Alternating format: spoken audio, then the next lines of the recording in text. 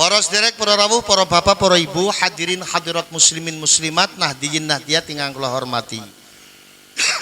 Siang ini kita kumpul di sini di dalam rangka kita bersama-sama ikut memperingati, mensyukuri adanya tasyakkur Maulid Nabiullah Muhammad sallallahu alaihi wasallam. Nah, sebelum saya lebih lanjut, saya mau nanya dulu. Wong baros ki wis pada ngerti apa urung tujuane muludan kue apa? Weruh apa urung? Weruh apa urung? Durung weruh? Nah, wis bubar we bubar. Bubar. Ya hitung-hitung ngaji marang Kiai NU nggih. Hitung-hitung ngaji marang Kiai. Ana sing ngomong nang nyong. Gus, nyong tak tekanang kene bagian pegel, biarpun capek, biarpun ngantuk, kumpul di sini muludan. Tujuane kula pengen goleti ilmu. Nggih napa mboten? Nggih napa mboten? Ada yang tujuannya begitu ada? Ada yang tujuannya begitu ada? Kalau ada, saya katakan percuma. Percuma. Kenapa percuma? Karena kalau mau nuntut ilmu atau mencari ilmu, di sini bukan tempatnya. Sebab dalam kitab Ta'limul Muta'allim dikatakan akhlaknya orang yang menuntut ilmu itu satu, teka marang gurune, loro matur nang gurune, Kiai kula badhe ngaji teng panjenengan. Lajeng Kiai ne ngomong, ya wis mangga, sampean harus siap mukim di pondoknya Kiai minimalnya 1 tahun, lamanya boleh berapa tahun pun. Akhlaknya orang nuntut ilmu, satu, harus sedikit makannya dan harus sedikit tidurnya. Nah, kalau sekarang ibu-ibu dan bapak-bapak tujuannya mau cari ilmu di tempat ini, dikasih jaburan, dikei nginum, yen angger ngantuk gari nenggleng nandas tok. Ngek. Kira-kira sing kaya kowe akhlake wong loro ilmu apa udu? Akhlake wong ilmu loro ilmu apa udu? Berarti angger udu sampean tidak memenuhi syarat untuk orang yang menuntut ilmu. Berarti angger sampean tujuane mrene pengen loro ilmu, nuntut ilmu, percuma udu tempate. Ana maning sing ngomong nang nyong, Gus, saya datang ke sini tujuannya adalah untuk mencari keriduan Allah Subhanahu wa taala. Betul apa betul? Betul apa betul? Nah, kalau untuk mencari keriduannya Allah Subhanahu wa taala dan mencari syafaatnya Kanjeng Nabi Muhammad sallallahu alaihi wasallam, juga kayaknya jauh. Kenapa jauh? Karena pertama, kita ibadah saja masih pengsal-pengsol. Betul apa betul? Sholat kadang-kadang maghrib menjelang isya, kadang-kadang salam sholat maghrib sudah azan isya. Apalagi kalau judulnya sholat subuh, ya ditangekaken nang lakine, Bu tangi subuhan, iya mengko disit sedelat maning. 5:30 ditangekaken, Bu tangi subuh, iya mengko sedelat maning. Nganti 7:30 masih sedelat maning, akhirnya sholat subuh ne jam 10 esuk. Nggih napa mboten? Jadi angger tujuane ngulati ridhone Gusti Allah lan syafaate Kanjeng Nabi, kayane adoh. Dadi pimen Gus?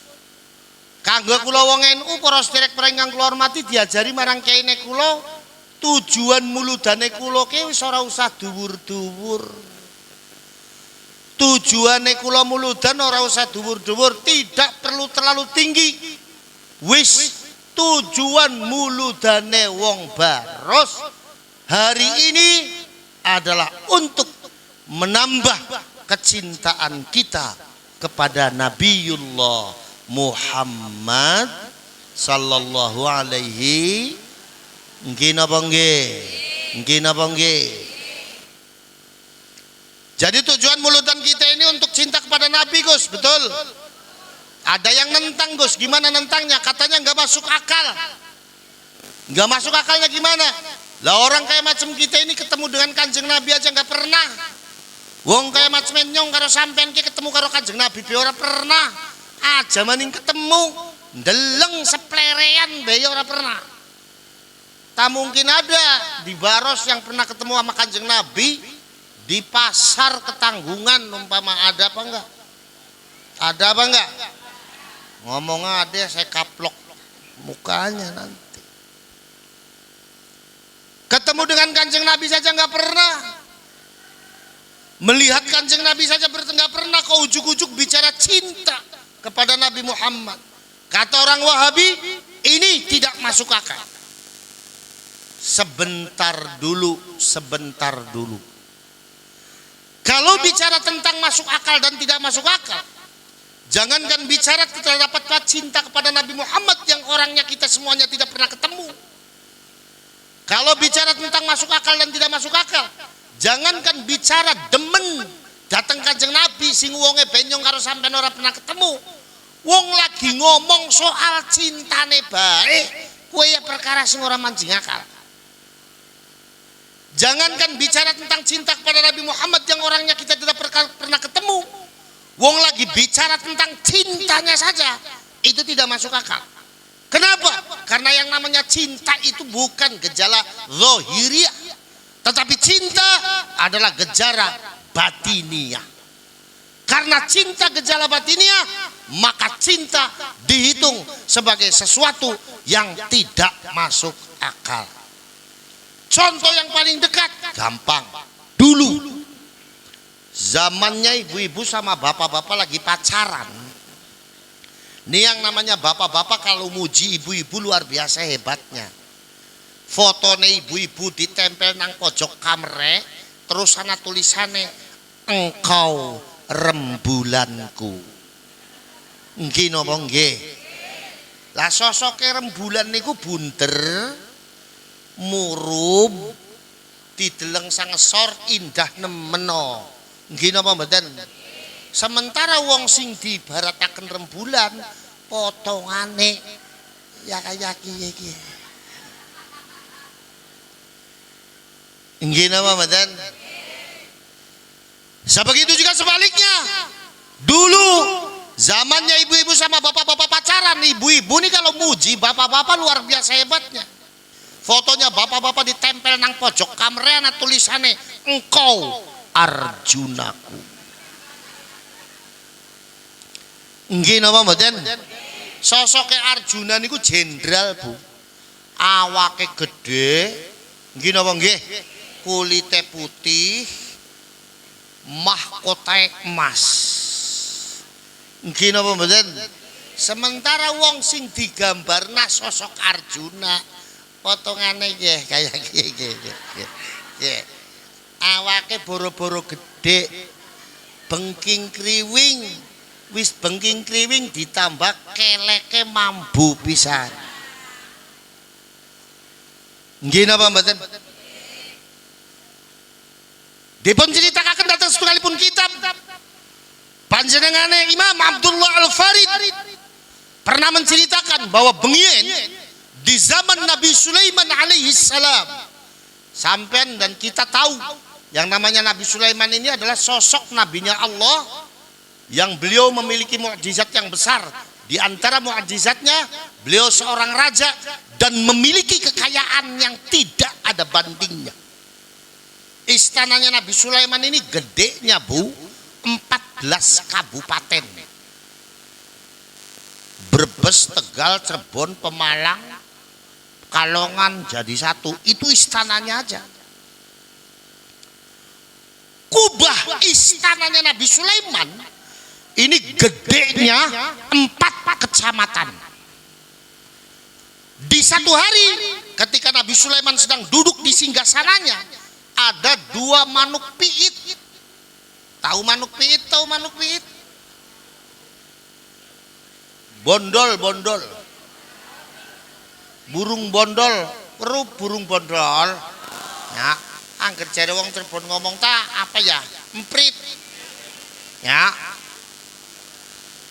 Ketika Nabi Sulaiman duduk di singgasana, ada 2 manuk emprit di atas kubahnya sedang pacaran. Kata manuk emprit yang laki-laki ngerayu manuk emprit yang perempuan. Neng, tahukah Neng betapa rasa cinta Akang ini begitu besar terhadap Neng? Neng adalah segalanya bagi Akang. Neng adalah kehidupan bagi Akang. Engkau adalah nyawanya Akang, Neng. Kata burung emprit yang perempuannya ngomong, hah? Bohong biasa. Laki-laki mah gombal. Kata burung emprit yang laki-laki ngomong begini, jangan begitu Neng. Kalau Neng gak percaya sok, Neng mau minta apa? Mau minta apa sebagai bukti kalau Akang mencintai Neng? Neng minta kubah istana Nabi Sulaiman ini Akang bedol, lalu Akang balik nggo anggrem entogmu Neng tak lakoni saiki. Mendengar seperti itu, Nabi Sulaiman nyewot nemen. Jadi Nabi Sulaiman ngomong, manuk emprit, sombongmu keterlaluan, takaburmu keterlaluan. Wong awake kon gedene ora do karo jempol sikile nyong. Wani-wani kon garep bedol kubah istanane nyong. Nggo anggreme pacarmu. Terlalu kon. Sombongnya keterlaluan. Sing kemutan manuk emprit. Gusti Allah paling tidak suka dengan hamba-hambanya yang takabur dan sombong. Manuk emprit yang laki-laki terbang hinggap di depannya Nabi Sulaiman sambil menundukkan kepalanya. Ya Nabi Allah, duh nabinya Allah, ada apa manuk emprit? Saya mau mengaturkan sesuatu ya Nabi Sulaiman. Mengaturkan apa? Nabi Sulaiman, saya ini makhluknya Allah, laki-laki yang sedang dilanda cinta. Saya ini makhluknya Allah, laki-laki yang sedang dilanda asmara. Apan panjenengan lebih tahu daripada saya bahwa yang namanya cinta adalah bukan gejala lahiriah, tetapi cinta adalah gejala batiniah. Karena cinta gejala batiniah, maka cinta adalah sesuatu yang tidak masuk akal. Karena cinta itu sesuatu yang tidak masuk akal, maka sikap dari orang yang jatuh cinta banyak yang tidak masuk akal.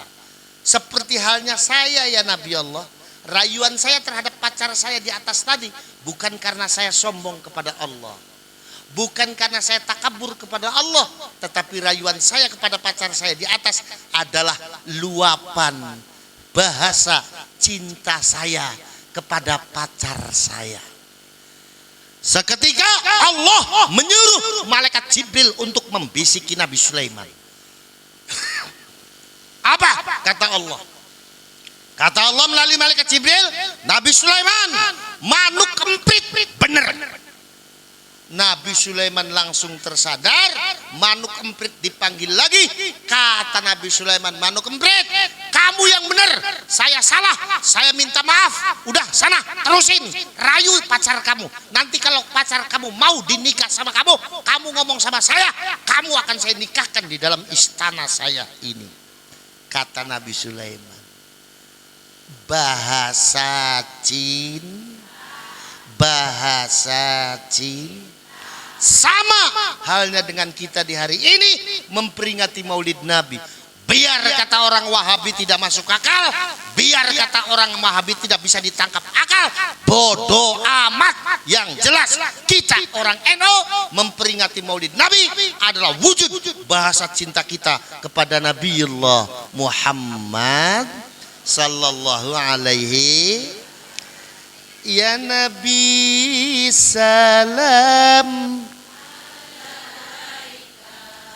Ya.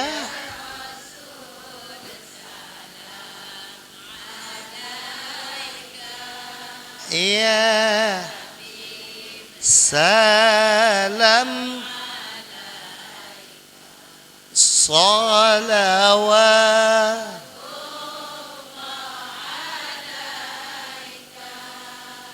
bahasa cinta. Kalau baca ya Nabi salam alaika, ya Rasul salam alaika, ya Habib. Habib di sini itu bukan Habib Ba'alwi. Habib di sini itu Rasulul. Alhamdulillah. Maka kiai dan ulama kita di Nahdlatul Ulama mengajarkan kita untuk memperingati acara Maulid. Misah semene bewis.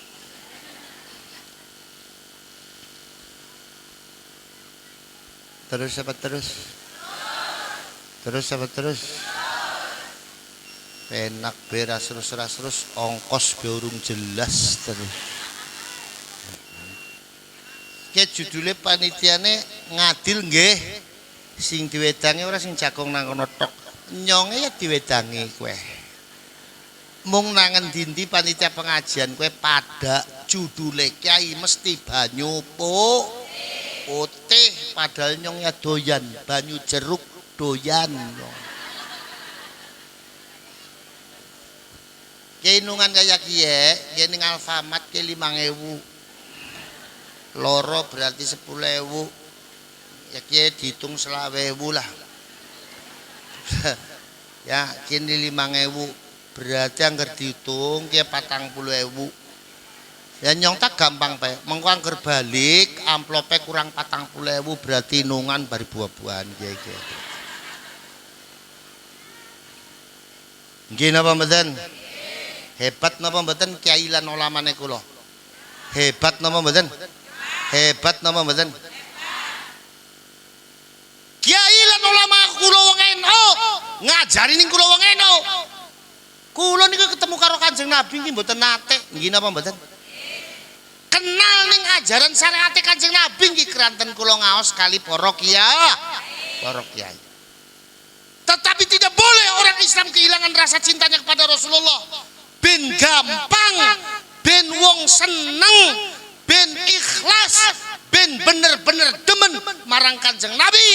Kiai lan ulama NU ngajari kula memperingati Maulid. Soalnya Maulid Nabian sing kaya keke ora nana Bu, nang negara ndi bae ora nana, anane mung ning Indonesia tok. Nggih napa nggih? Ibu-ibu kumpul, bapak-bapak kumpul, kiyaine ngaji. Kuwi ana ning Indonesia tok, nang endi sok ora nana. Saya ini sering keliling. Dari mana? Negara-negara Islam yang ada di Timur Tengah. Di Qatar, di Sudan, di mana tidak ada peringatan Maulid Nabi yang paling semarak ada di Indonesia, dan mereka terkagum-kagum dengan warga Indonesia, dengan muslim Indonesia, khususnya wong NU, karena begitu hebatnya rasa cintanya orang NU terhadap Nabiullah Muhammad sallallahu alaihi, berkat pengajaran kiai dan ulama Nahdlatul. Makanya kita ini harus berterima kasih sama kiai. Tanpa kiai kita ini nggak bisa kenal agama. Adrana nang baros wong sing bisa sembayang orang ngaji marang kiai ana apa ora? Ana apa ora? Ora nang. Adrana nang baros wong sing bisa kenal maslahat madorot halal haram orang ngaji marang kiai ana apa ora? Ora nang. Kulo saged kenal agama karena kiai lan ulama. Kita bisa ibadah baik di hadapan Allah Subhanahu wa taala karena kiai dan ulama. Maka momentum Maulid Nabi bagi orang NU bukan hanya sekedar sekedar menumbuhkan rasa cintanya kepada Nabi Muhammad, tapi juga menumbuhkan rasa cintanya terhadap pewaris Nabi Muhammad. Nggih menika para kiai lan para ulama Nahdlatul.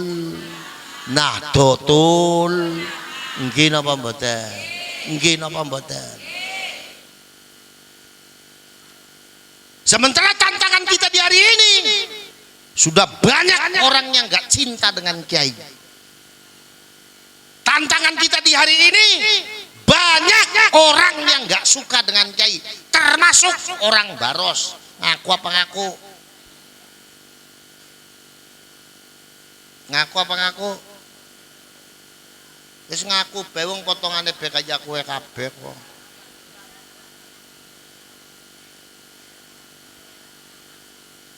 Wong Baros wis akeh sing ora remen ning kiai. Buktine apa, Gus? Buktine wong Baros angger ngundang dangdutan wani puluhan juta.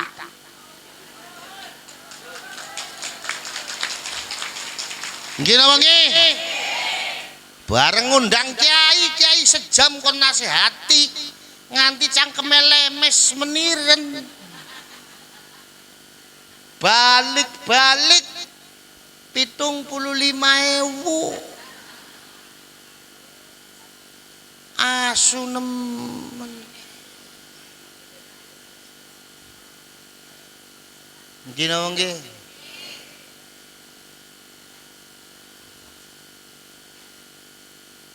Padahal daune Kanjeng Nabi cetok. Jare Kanjeng Nabi mautul alim, mautul ala. Wafatnya kiai, wafatnya ulama, itu kiamatnya dunia, alias rusaknya dunia, alias matinya dunia. Betul apa betul? Betul apa betul? Kalau bupati mati, gampang nangan gantina. Gubernur mati, gampang nangan gantina. Wong can mati ben nungguan tos aya salapan.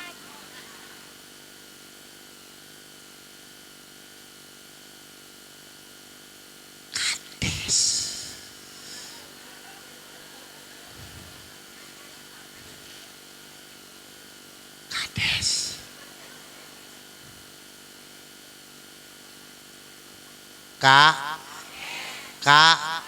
Kades mana Pak Kadesna ya?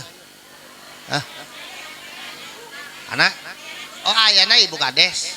Oh berarti hebat Ibu Kadesna Fatayat. Wah hebat. Hebat Ibu Kadesna Fatayat. Berarti kubuna tiasa ngadidik istrina dengan bagus. Alhamdulillah. Makanya kita doain mudah-mudahan Pak Kades umurnya panjang. Amin. Nyampe hari kiamat.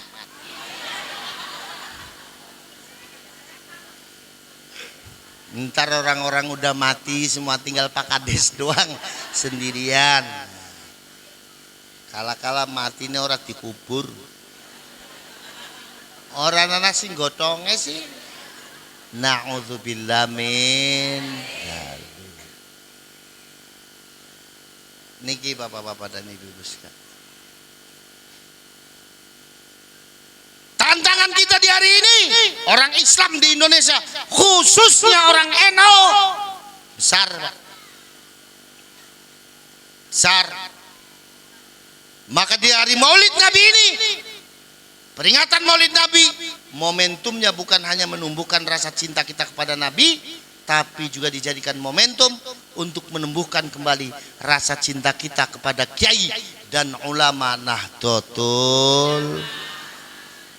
Sebab ini penting ibu-ibu sekalian. Apalagi kalau kita bicara di dalam wilayah caranya musuh Islam orang Yahudi dalam hal ini merusak pulau wong Islam.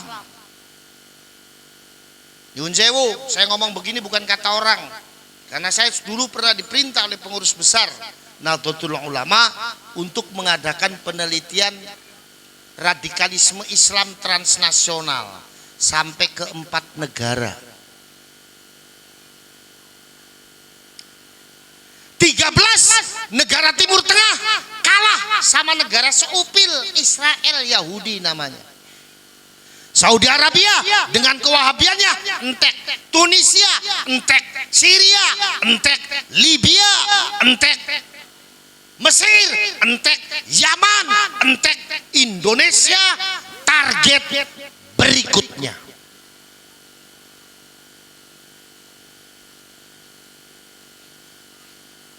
Apa melotot?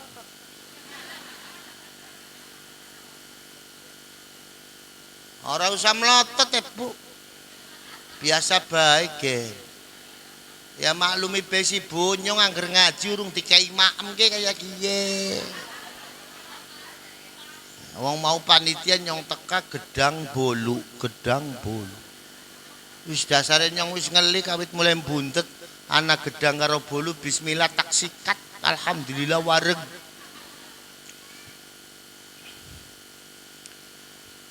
Cuma bedanya apa Gus? Bedanya orang Yahudi belum berani datang langsung ke Indonesia. Kenapa? Karena akidah Ahlus Sunnah wal Jamaah An-Nahdiyah kuat di Indonesia. Alias karena ada Wong Yahudi itu takutnya cuma sama orang NU. Kenapa? Karena orang Yahudi tidak bisa menyifati orang NU. Karena orang NU dengan siapapun dekat dan berteman. Betul apa betul? Wong NU karo sapa bae kancanan perek seseduluran. Nggih napa nggih? Aja maning kowe karo wong Islam, wong karo wong non muslim bae, wong NU mah tetep kancanan. Nggih napa nggih? Mogane kula niku gadah kanca agama Kristen. Ki anggere diguyoni nang nyong, ki ora pernah tersinggung. Sebab dheweke ya weruh angger wong NU kuwi seneng guyonan. Nyong takon sampean Kristen kawit mulai kapan sih? Nyong Kristen kawit mulai lahir Gus. Wis ngaji Alkitab, wis khatam 3 balen Gus. Saiki nyong takon, Yesus matine jam pira? Ora anak Gus ning Alkitab, oh berarti sampean Kristene urung mateng Gening jenengan uning Gus, ya weruh. Jam pira Gus? Jam 9:15. Buktine Gus, buktine Yesus ngeneng.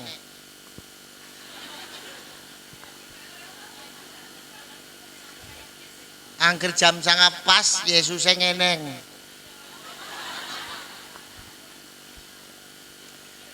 Ya ora tersinggung wong weruh nyong mung guyon siji. Sing kaping loro wong Islam ku ora bisa ngece Yesus padha karo ngece Nabi. Nggih napa mboten? Terus tak tekone maning. Sampeyan weruh apa ora darane Yesus kuwi apa? Ora weruh Gus, ora ana ning Alkitab, berarti Kristene urung mateng. Geni sampeyan weruh Gus, weruh. Darane apa Gus? Buktinya lah sampai nangker nyanyi nang gereja kan, oh darah Yesus, oh darah Yesus, kan berarti nggih napa nggih? Nggih napa nggih? Dadi wong Yahudi kuwe wedine ning wong NU. Kaping loro, kiai ning NU ki ora meneng. Tingali kiai kula bagian pun sepuh, mboten angsal gaji dari manapun, tapi kiai kita masih ikhlas ngopeni pesantrene. Betul apa betul? Lihat kiai kita di NU, biarpun sudah sepuh, tidak dapat gaji dari manapun, kiai kita di NU masih ikhlas ngopeni madrasahe, masih ikhlas ngopeni majelis taklime, masih ikhlas ngajari alif bata marang masyarakate. Nggih napa mboten? Nggih napa mboten? Tapi bukan berarti orang Yahudi takut, lalu orang Yahudi mindel saja. Tidak. Orang Yahudi terus mencari cara bagaimana caranya Islam hancur di Indonesia. Mereka tahu basis Islam di Indonesia NU. Basisnya NU, 1 pesantren, 2 madrasah, yang ketiga majelis taklim, 4 masjid. Pimpinannya namanya siapa namanya? Kiai dan ulama. Maka kata orang Yahudi, untuk menghancurkan Islam di Indonesia, pertama yang harus dihancurkan siapa? NU. Kalau NU hancur, maka Islam di Indonesia dengan sendirinya akan hancur. Cara menghancurkan NU, satu, jauhkan masyarakat dari kiai dan ulamanya. Jauhkan masyarakat dari pesantren NU-nya. Jauhkan masyarakat dari madrasah NU-nya. Jauhkan masyarakat dari majelis taklim NU-nya. Jauhkan masyarakat dari madrasah atau pengajian NU-nya. Kuasai masjidnya. Biar apa? Biar orang Islam di Indonesia tidak kenal dengan NU-nya, goblok dengan agamanya, tidak terbina oleh kiai dan ulamanya. Kalau begitu gampang dibelokkannya.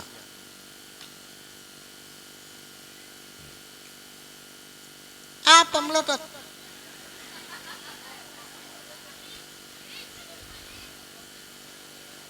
Gak usah melotot, Po. Baru setengah jam udah dipelototin terus sama ibu.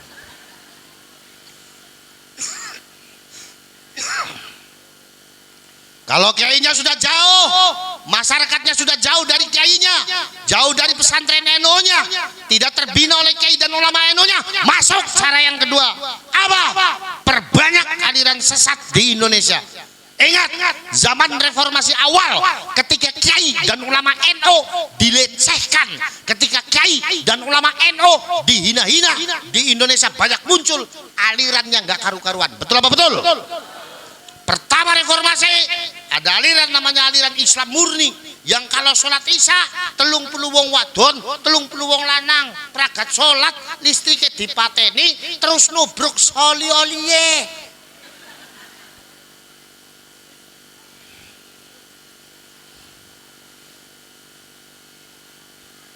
Nyong mone garep melu nyong mung keburu bubar disit. Na'udzubillah min.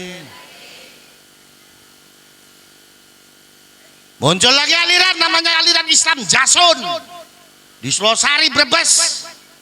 Nabi jenenge Tukimin, tukang bakso aku dadi nabi jenenge Tukimin. Jadi nyong ngomong masa nabi jenenge Tukimin ora penak ya, terutama ning sholawatane. Kayak mau sih kalau maca Maulid Barzanji maca Shollu ala Tukimin ya ora enak. Nauzubillah min. Dianggap gagal dengan menggunakan aliran sesat. Yahudi merusak Islam di Indonesia dengan menggunakan orang Islam itu sendiri. Dia menggunakan orang Islam dari kelompok siapa?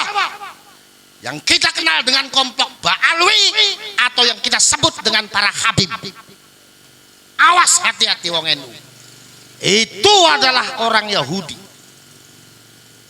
Kenapa kelompok Habib yang dipakai? Karena itu sudah terjadi di zamannya Belanda.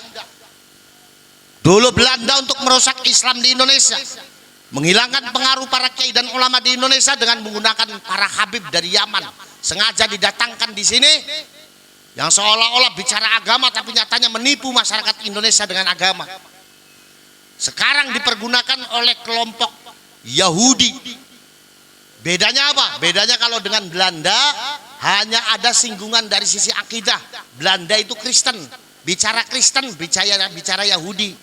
Kalau di sekarang dipakai orang Yahudi ada kaitan dengan genetik karena Habib gennya Yahudi.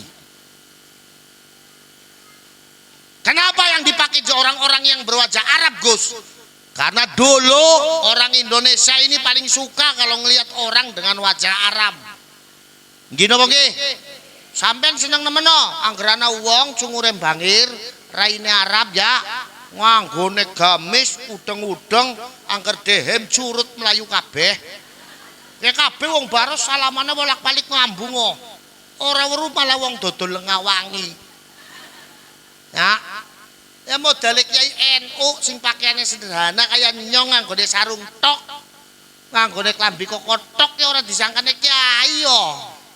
Sing nganggo gamis udeng-udeng. Bukan berarti saya melarang sampean untuk pakai gamis, bukan.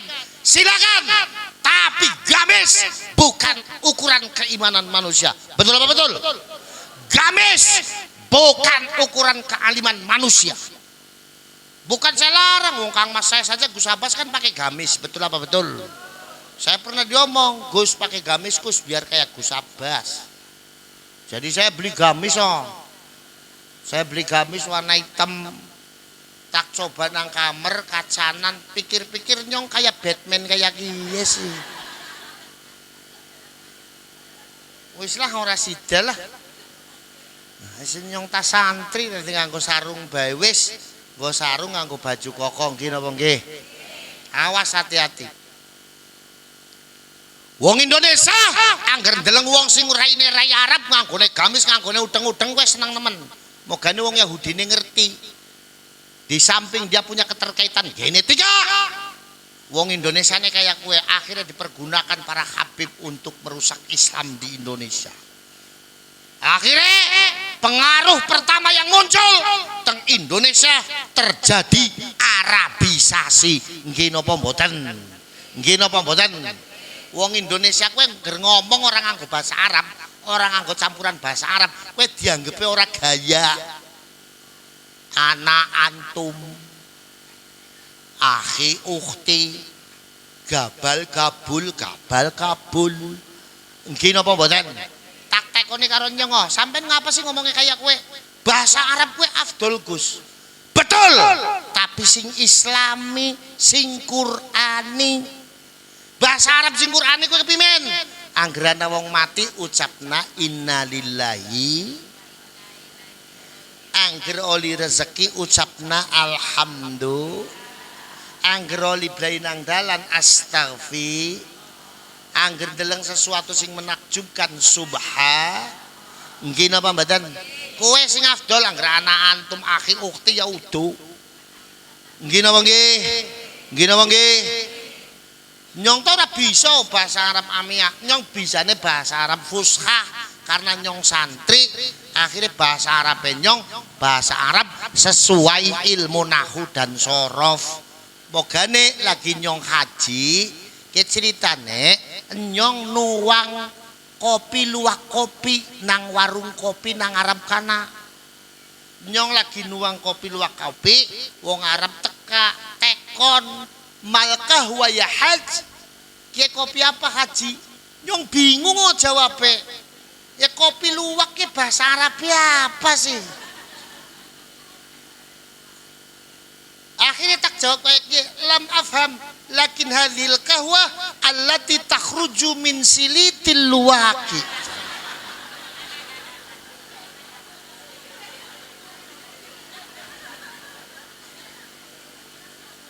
Nah iya ditakoni ke kopi apa nyong bingung jawabnya jadi nyong ora paham. Sing jelas kopi kiye kopi sing metu sing silite wah.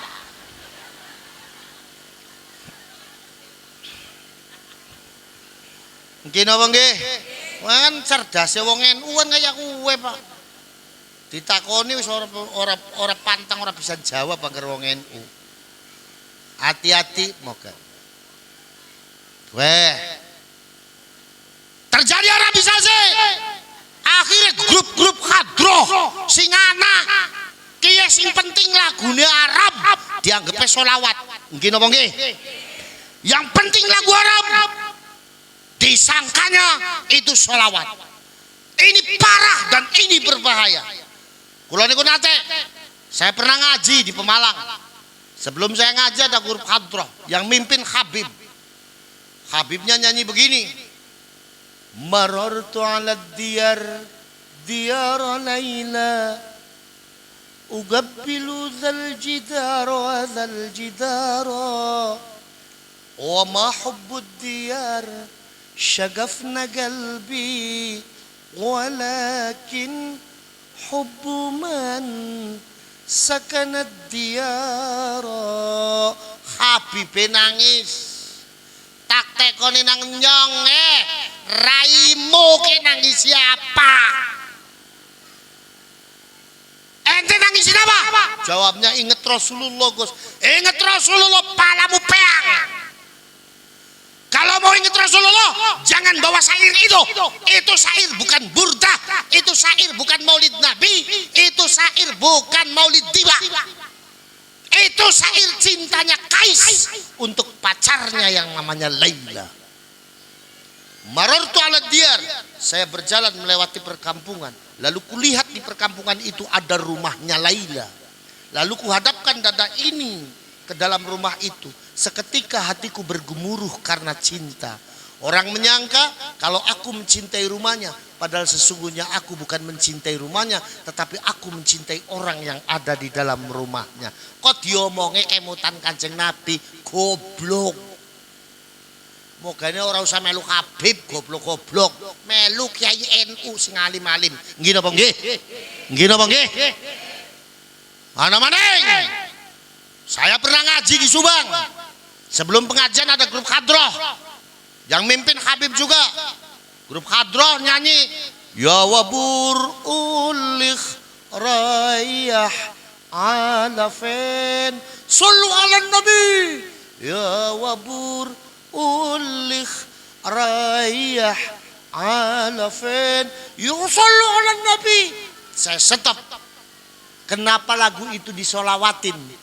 Ini lagu hijrahnya Kanjeng Nabi, Gus. Hijrahnya Kanjeng Nabi dasmu. Lagu ini bukan lagu tentang hijrahnya Kanjeng Nabi. Lagu ini adalah lagunya anak kecil di Mesir. Ya wabur, wabur itu sepur, kereta. Ya wabur, hai kereta, ulikh rayah alafen. Kamu mau pergi kemana? Sama dengan lagunya anak kecil di Indonesia si Joshua dulu, naik kereta api, tut tut tut, selalu ala Nabi. Nggih napa nggih? Nggih napa nggih? Goblok kata saya. Maka kalau mau cari referensi, jangan kepada Habib. Goblok Habib. Kita orang NU cari referensi kepada kiai dan ulama kita orang NU yang alim-alim. Setuju? Setuju? Ada lagi yang lebih parah lagi. Grup Khadroh dipimpin sama seorang Habib lagi. Nyanyinya lagunya begini. Salim li alaih, salim halu ya alaih, sallu ala nabi. Saya stop sambil saya gebrak meja. Stop. Kenapa ente nyanyi lagu itu? Ini lagu muji tentang Rasul, muji tentang Rasulullah. Goblok. Lagu Salim li alaih itu adalah lagunya Fairuz, penyanyi Libanon, agamanya Kristen, penyanyi gereja. Salim li alaih, salim haleluya alaih, asluhu haleluya alaih. Salah kaprah, asal lagu Arab dianggapnya itu sholawat. Goblok.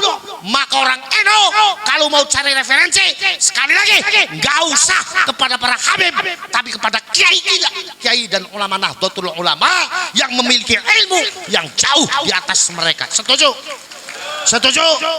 Setuju? Makanya tadi saya senang ibu-ibu bacanya Maulid Barzanji. Alhamdulillah. Kita orang NU nggak punya sanad ke Simtud Duror. Jadi mulai hari ini orang Baros nggak usah baca Simtud Duror. Yang dibaca Maulid Barzan, Maulid Diba, dan Burdah. Kita punya sanadnya kepada 3. Simtud Duror nggak ada. Tapi Simtud Duror itu isinya sholawat, betul. Tapi kita nggak punya sanad. Ngapain kita baca sesuatu yang tidak punya sanad, sementara kita mengabaikan bacaan yang kita sendiri punya sanad langsung kepada muassis kita Nahdlatul Ulama, langsung muttasil kepada Nabiullah Muhammad. Betul apa betul? Betul apa betul? Daripada nyanyi Simtud Duror, masih mending nyanyinya lagu Nasidariyah. Nasidariyah yang punya almarhum Kiai Ahmad Zain, itu mustasyar Nahdlatul Ulama Jawa Tengah. Yang ngarang lagu di Nasidariyah semuanya kiai-kiai NU termasuk saya.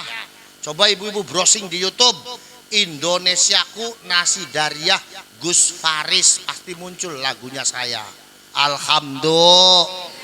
Daripada baca sumtu duror masih mending nyanyinya lagu nasidah. Ya, dirimu ku puja, dirimu ku manja, dirimu ku puja, dirimu ku manja. Kini kau telah tiada, entah kemana hingga ku tiada berdaya. Betul apa betul? Betul apa betul? Enak apa enak? Enakan lagu nasidah. Apalagi kiai kita, Kiai di Nahdlatul Ulama, semuanya memiliki jiwa seni yang sangat luar biasa. Bu, lagu sholawat badar, lagu sholawat badar yang biasa dilakukan sama orang NU itu naghemnya, lagunya yang mengarang adalah almarhum al-maghfurlah Kiai Mansur Mustasyar Nahdlatul Ulama Semarang. Ya, salatullah salam ala Rasulillah, salam salam ala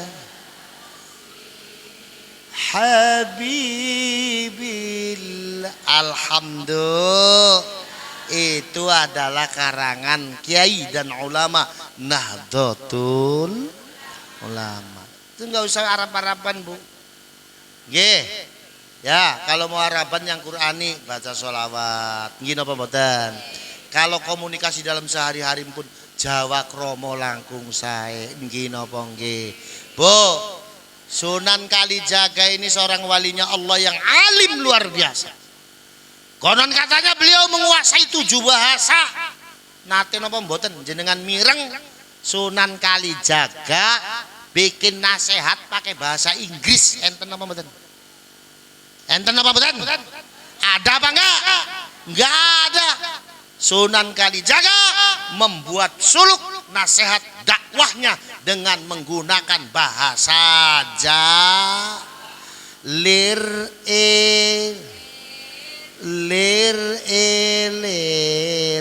tandure sumilir ijo tasengko bocah ango bocah penek no lonyo lonyo mbaso kanggo mbaso dodotira gumitir bedah pinggir rumah tanah dandamana kanggo mengko sore kanggo sepo. Nggih napa mboten? Wong NU kudu hafal suluk itu. Harus hafal, kenapa? Karena suluk itu mengandung nasihat sufi dari Sunan Kali. Hebat apa hebat? Hebat apa hebat? Ora usah ngarap-ngaraban ya, ora usah. Wong ora ana potongan arab-araban. Kayak nyong ya ora ana potongan. Wong irung be mlesek pesek saya piye kok. Nggih napa mboten? Nggih napa mboten? Sunan Bonang. Sunan Bonang seorang waliullah yang alimnya luar biasa. Konon katanya beliau juga menguasai beberapa bahasa. Pernah nggak kita mendengar ada nasihat dari Sunan Bonang menggunakan bahasa Inggris? Enten apa mboten? atau pakai bahasa Arab sendiri? Enten apa mboten? Mboten enten. Sunan Bonang membuat suluk nasihat keagamaan dengan menggunakan bahasa napa suluke Sunan Bonang? Ayo. Napa? Hah? Padang wulan wulane rembulane sing awe-awe. Ayo. Alah. Wes ge kurangane wong NU zaman saiki. Kekurangan orang NU zaman sekarang tidak pada hafal dengan suluk gurunya yaitu para wali. Maka kalau mau berpatokan ilmu bukan kepada klan Ba'alwi, bukan kepada para habib, karena habib itu goblok. Yang alim kiai kita, kiai Nahdlatul. Betul apa betul? Lalu apa Gus? Tujuannya Yahudi merusak Islam di Indonesia. Yahudi merusak Islam di Indonesia tujuannya ingin menjadikan Indonesia sebagaimana Palestina. Bu, yang namanya negara Palestina dulu negara Islam. Dulu mayoritas masyarakatnya Islam. Orang Yahudi ini nggak punya negara. Dia diem di Mesir diusir, diem di Libanon diusir, diem di Tunisia diusir, sampai akhirnya dia lari ke Eropa diusir, dibunuh sama Nazi. Gelandrah menti ora karuan, akhirnya nyangkrok ning Palestina. Wong Islam ning Palestina atine apik-apik. Akhirnya ana wong melu urip kuwi ya dijarna. Akhirnya wong Yahudi ngerasa nyaman urip ning Palestina. Akhirnya memanggil teman-temannya, nyeluk kanca-kancane, wis urip kene bae penak, nang kene wong Islam ora rewel. Akhirnya wong Yahudi nambahake ning Palestina. Sawise akeh dheweke duwe siasat buruk. Bagaimana siasat buruknya? Rebut Palestina dari orang Palestina. Cara yang digunakan satu, belokkan sejarahnya. Sampai wong Palestina ge orang ngerti siapa pendiri bangsane ge orang ngerti, Bu. Saking gencere wong Yahudi membelokkan sejarah Palestina nganti wong Palestina dewek ora weruh siapa pendiri bangsane. Saya pernah ngobrol dengan 3 pemuda Palestina di kantor pengurus besar Nahdlatul Ulama. Saya nanya kepada mereka, siapa pendiri bangsa ente? Boten enten sing uning. Itu karena masifnya penyelewengan sejarah yang dilakukan oleh orang Yahudi di Palestina. Di Indonesia terjadi apa mboten? Di Indonesia terjadi apa enggak? Terjadi apa enggak? Terjadi apa enggak? Jujur ngomong, terjadi apa enggak? Terjadi, Pak. Lihat bagaimana para Habib mengklaim, mengaku kalau 17 Agustus adalah usulannya Habib. Bohong. Bohong. 17 Agustus bukan usulan Habib. 17 Agustus adalah gagasan para pahlawan pendiri bangsa Indo. Utamanya adalah pahlawan kita yang berkumpul di panitia persiapan kemerdekaan Negara Kesatuan Republik Indonesia yang di dalamnya ada salah satu kiai dan ulama Nahdlatul Ulama, beliau almarhum almaghfurlah Simbah Kiai Haji Abdul Wahid Hashim, putra Mbah Hashim Asy'ari, abah dari almarhum almaghfurlah Kiai Haji Abdul Rahman Wahid. Ada lagi Habib yang ngomong bendera merah putih ciptaannya Habib. Bohong. bendera merah putih bukan ciptaan Habib. Bendera merah putih adalah ciptaan dari pahlawan pendiri bangsa Indo. Falsafanya dari mana, Gus? Falsafanya dari bendera kebesaran kerajaan Majapahit. Majapahit dulu sebagai negara besar menguasai wilayah sampai ke daratan Asia. Wilayah kekuasaannya Majapahit sampai ke Vietnam. Punya dua bendera kebesaran, satu bendera kerajaan, yang kedua adalah bendera simbol kekuasaan. Dan bendera simbol kekuasaannya berwarna merah putih, mengandung makna keberanian dan kesucian, diadopsi oleh para pahlawan pendiri bangsa Indonesia melalui restu para kiai dan para ulama, dijadikan sebagai bendera persatuan dan kebesaran negara kesatuan Republik Indonesia. Bukan bikinan Habib, bukan karangan Habib, bukan ciptaan Habib. Kalau ada orang ngomong bahwa bendera merah putih adalah ciptaannya Habib, tolol, goblok, asum.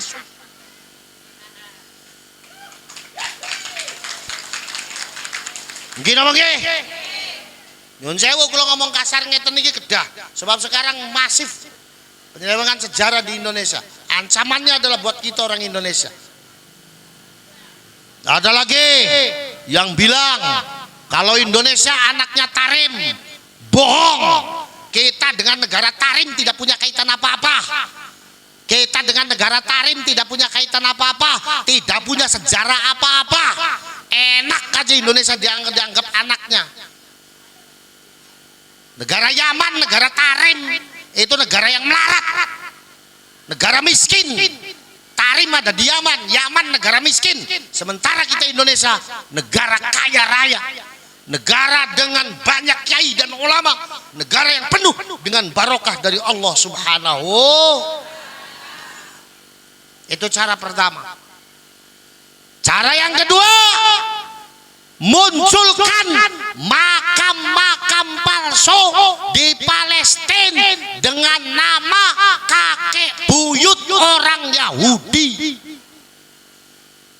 Terus rubah nama makam leluhur orang Palestina dengan nama kakek buyut orang Yahudi.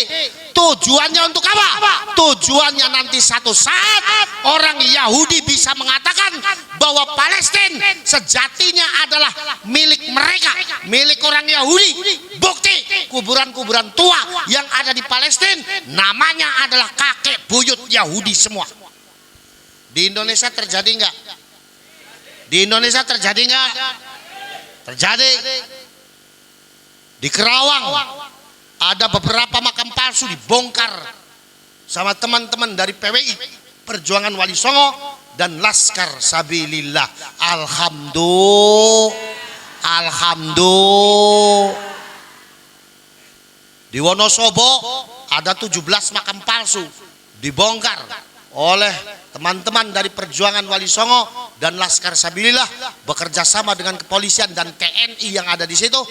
Akhirnya makam tersebut hancur. Alhamdulillah. Yang lucu di Subang ada peternakan sapi bangkrut. Di samping peternakannya ini ada sepetak tanah untuk buang telepongnya sapi. Peternakannya bangkrut, nggak tahu ujuk-ujuk di tempat pembuangan telepong itu muncul dua makam. Namanya Habib.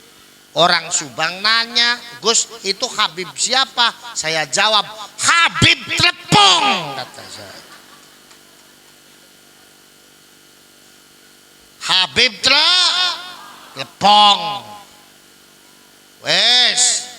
Yang keduanya, rubah nama makam leluhur dengan nama makam leluhurnya orang Yahudi. Di Indonesia terjadi. KRT Sumo Diningrat yang makam aslinya ada di jajaran Jogja, tiba-tiba di Kerapa di Semarang muncul ada makam KRT Sumo Diningrat dengan nama Habib Hasan bin Toha bin Yahya. Palsu.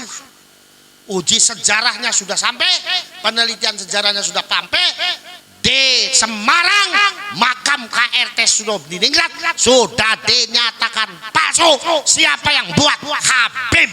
Tujuannya agar nanti mereka bisa ngeklaim bahwa Indonesia sejatinya milik mereka, bukan milik orang Brebes, bukan milik orang Cirebon, bukan milik orang Tegal, bukan milik orang Kerawang, bukan milik orang Sunda, bukan juga milik orang Indonesia, tapi mereka yang memiliki Indonesia. Karena bukti makam-makam leluhur yang ada di sini namanya mbah mereka semua. Jangan tertipu, waspada. Kalau di sini ada makam leluhur, dijaga, jangan sampai dipalwikan. Cara yang ketiga, setelah itu masif, berikan doktrin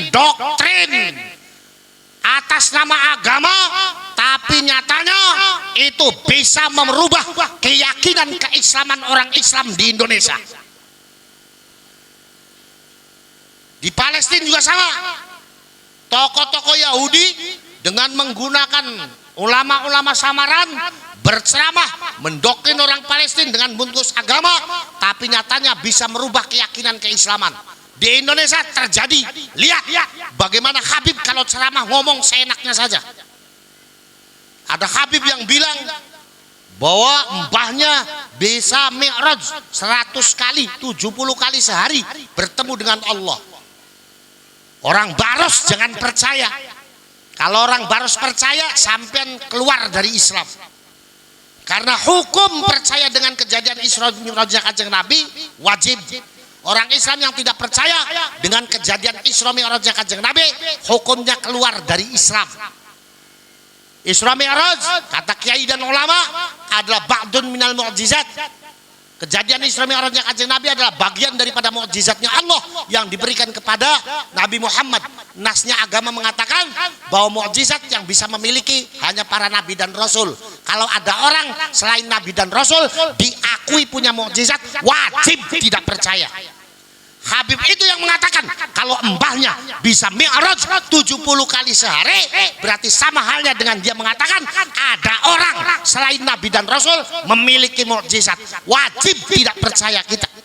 Kalau urusannya dengan Isra Mi'raj, berarti dia mengatakan bahwa Isra Mi'raj bisa dilakukan oleh selain Kanjeng Nabi Muhammad, termasuk diantaranya mbahnya. Kalau kita percaya, hukumnya sama dengan kita tidak percaya dengan kehebatan Isra Mi'rajnya Kanjeng Nabi. Kalau tidak percaya dengan kehebatan Isra Mi'rajnya Kanjeng Nabi, hukumnya sama dengan tidak percaya dengan kejadian Isra Mi'rajnya Kanjeng Nabi. Hukumnya kafir, keluar dari Islam. Maka jangan percaya. Ada lagi Habib yang bilang katanya Nabi Muhammad belajar nahunya sama Habib. Goblok yang percaya. Kalau ada orang yang percaya dengan ucapan Habib ini, goblok. Kenapa goblok? Nabi Muhammad itu di dalam Al-Quran disebutnya adalah orang yang memiliki lisan sebaik-baiknya Orang Arab yang memiliki lisan Arab terbaik adalah lisannya Nabi Muhammad. Pengarang ilmu nahu sendiri waktu mau ngarang ilmu nahu izin dulu sama Kanjeng Nabi. Begitu Kanjeng Nabi mengizinkan, Imam Abul Aswad Ad-Du'ali langsung mengarang ilmu yang namanya ilmu nahu. Dan Abul Aswad Ad-Du'ali belajar dari Kanjeng Nabi dan dari para sahabatnya. Betul apa betul? Setelah doktrin-doktrin itu disebarkan, masuk cara yang keempat. Bagaimana? Lemahkan kiai-kiai dan ulama-ulama yang berpengaruh di Indonesia. Di Indonesia, kiai dan ulama yang berpengaruh adanya di Nahdlatul Ulama. Maka dilemahkan. Caranya bagaimana? Dijelek-jelekkan. Masih ingat Rizik Syihab mengatakan kalau Gus Dur buta mata, buta hati. Masih ingat nggak? Masih ingat nggak?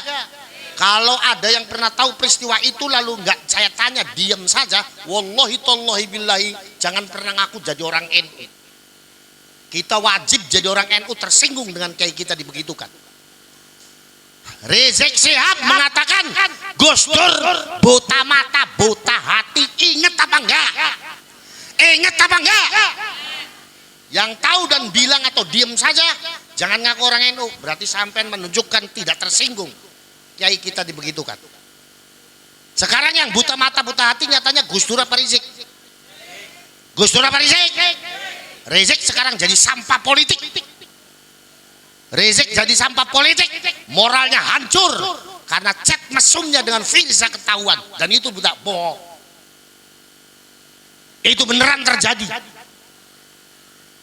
Ada lagi Habib, mohon maaf, kiai kita, ulama kita, mustasyar kita, Mbah Kiai Ma'ruf Amin, disebut oleh seorang Habib dengan sebutan babi. Masih inget nggak? Masih inget nggak? Tahu nggak? Yang tahu dan diam saja, jangan ngaku orang NU, berarti ente nggak tersinggung kiai ente dibegitukan. Kiai Ma'ruf Amin dibabi-babi, sebagai orang NU wajib tersinggung. Karena Kiai Ma'ruf Amin adalah mustasar kita. Kiai Ma'ruf Amin adalah guru dari orang NU. Kiai Ma'ruf Amin adalah cicit dari Syekh Nawawi Banten. Wong NU kita sholat pakai ilmunya Syekh Nawawi Banten. Wong NU kita ibadah pakai ilmunya Syekh Nawawi Banten. Wong NU kita bermuamalah pakai ilmunya Syekh Nawawi Banten. Kalau wong NU cucu cicit Syekh Nawawi Banten dihina tidak tersinggung, hari ini jangan pernah mengaku jadi orang NU.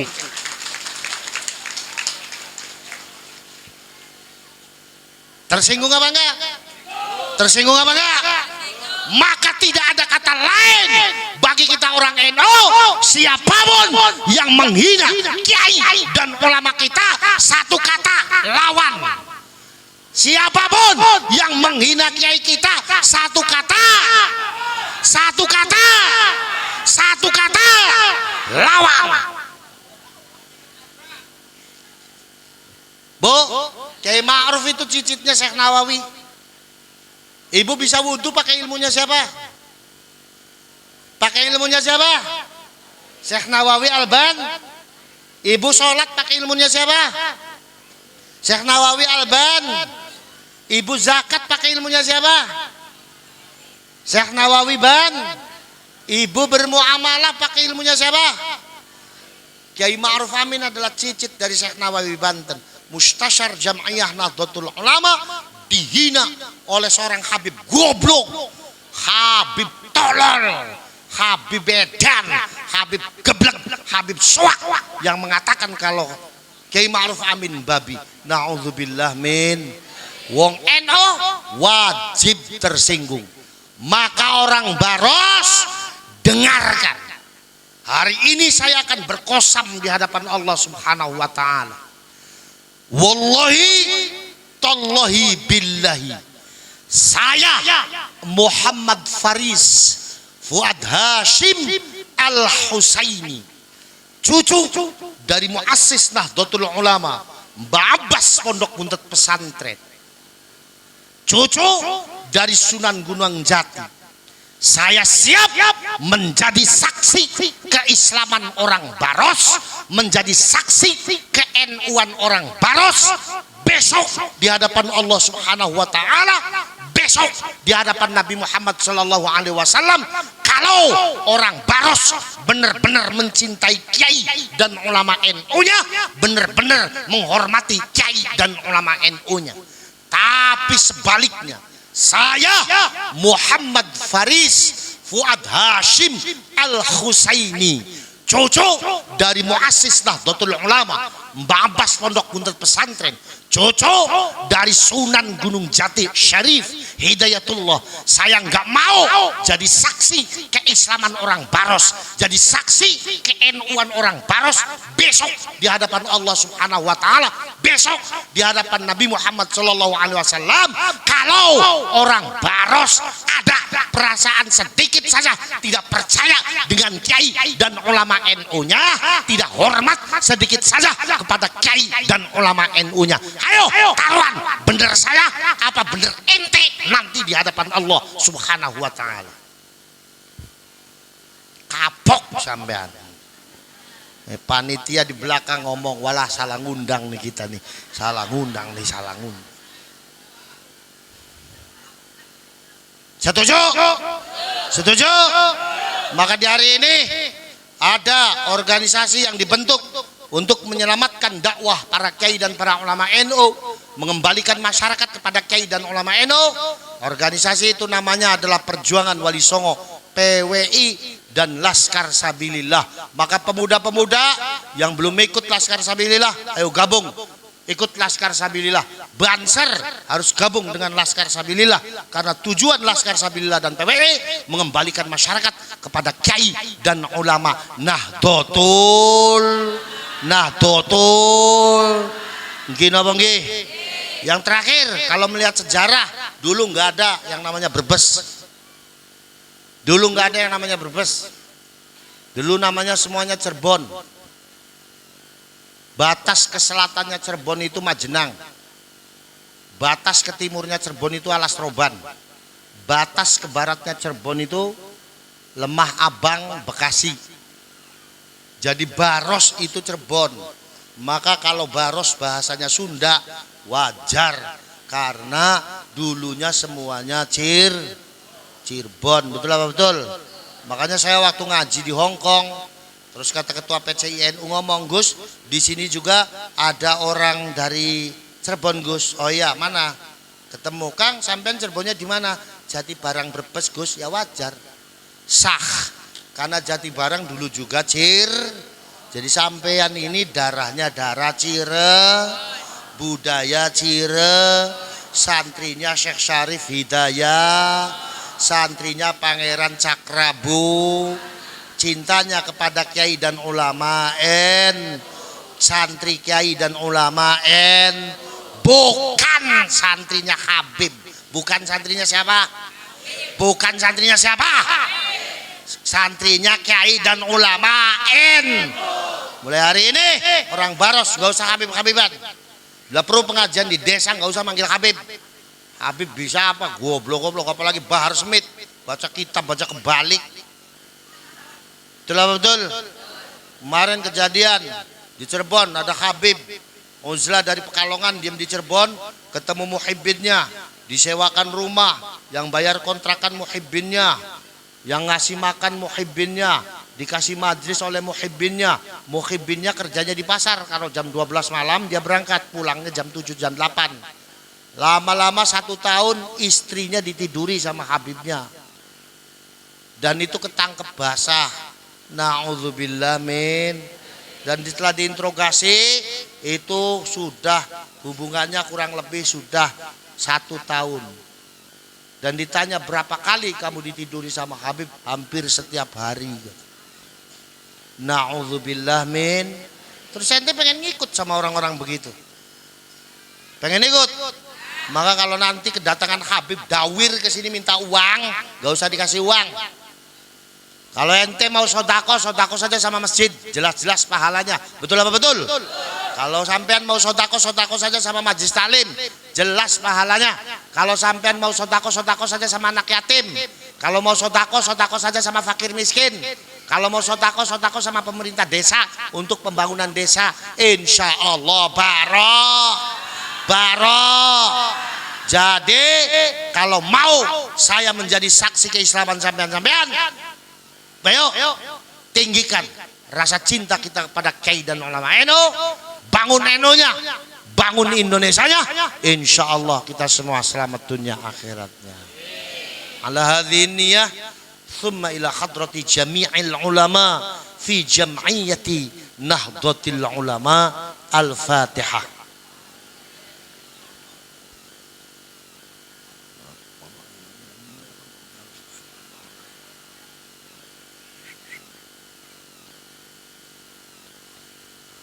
A'udzu billahi minasy syaithanir rajim. Bismillahirrahmanirrahim. Alhamdulillahi rabbil alamin. Hamdan syakirin, hamdan dzakirin, hamdan na'imin, hamdan yuafi ni'amahu wa yukafi'u mazidah. Ya Rabbana lakal hamdu kama yanbaghi li jalali wajhika wa 'azimi sultanik. Allahumma shalli ala sayyidina Muhammad wa ala ali sayyidina Muhammad. Salatan tunjina biha min jami'il ahwali wal afat, wa taqdilana biha jami'al hajat, wa tutahhiruna biha min jami'is sayyi'at, wa tarfa'una biha indaka a'la darajat, wa tuballighuna biha aqsal ghayat, min jami'il khairati fil hayati wa ba'dal mamat. Allahumma inna nas'aluka salamatan fid din wa afiatan fil jasadi wa sihhatan fil badani wa taubatan qablal maut wa rahmatan 'indal maut wa maghfiratan ba'dal maut. Allahumma lakal hamdu syukra wa lakal mannu fadla wa anta rabbuna haqqa wa nahnu 'abiduka riqqa wa anta lam tazal lidzalika ahla. Allahumma ya muyassira kulli asir wa ya jabira kulli kathir wa ya sahiba kulli farid wa ya mughniya kulli fakir wa ya muqawwiya kulli dha'if wa ya ma'manna kulli mahif.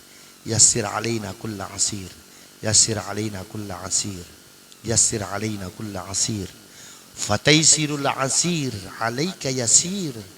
Allahumma ya man la yahtaju ilal bayani wat tafsir, hajatuna ilaika kathir, hajatuna ilaika kathir, hajatuna ilaika kathir, wa anta alimun biha wa basir. Rabbana innaka antar ra'ufur rahim.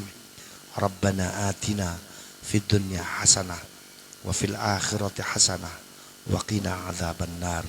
Subhana rabbika rabbil izzati amma yasifun wa salamun alal mursalin walhamdulillahi rabbil alamin. Al-Fatihah.